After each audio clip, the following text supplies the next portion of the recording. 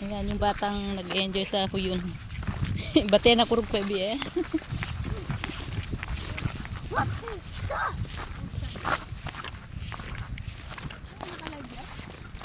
Hindi, magbi-video lang.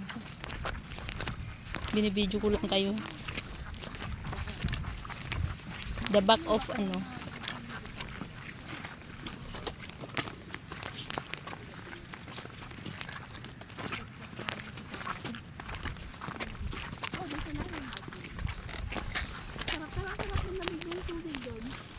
We have saved botas ano, Charlie. I have blue one. What? I have blue one, oh. Boots. Boots. Butin, ala, kurog na. Na-stress ko man. Stress talaga ito si mama. Pwede siguro kung walang ulan. Kasi yung tubig mababaw lang. Wala tayong dalang pangalawang daanan.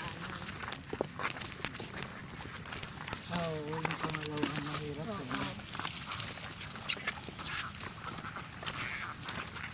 You know what? Look at this, Jaden. If you will touch it, he will hide. Oh, that's they called makahiya. It's mahiyain.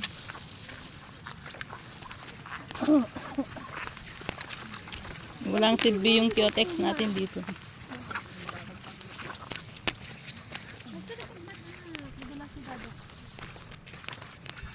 Pupunta daw sila sa iya sa Baguio. Ayan.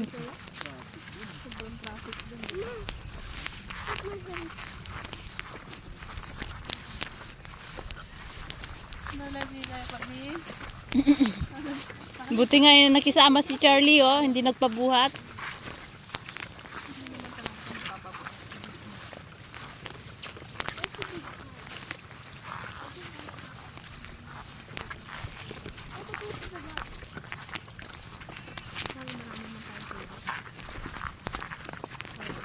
Balik tayo. Yan ako. Mabigat yung ano niya.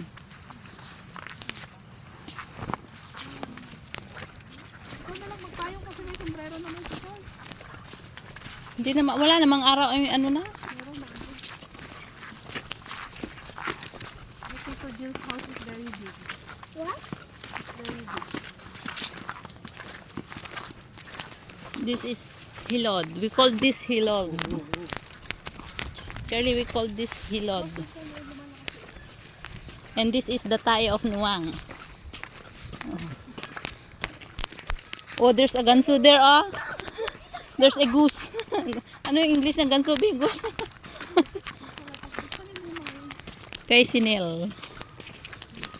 And that is the bahay of Tito Jill, the blue one. It's very big.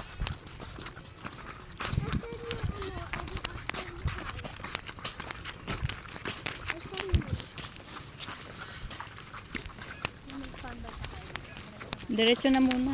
Pero nandyan daw si Alog, hindi umuwi.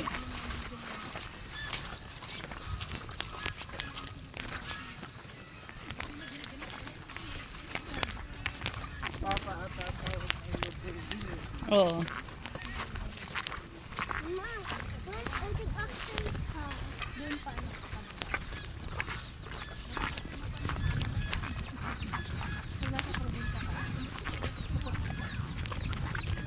Oh, ang hirap naman dito. Anong pinagagagawa? Nasaan sa... Ano ka? Mga yung ano ko. Pambala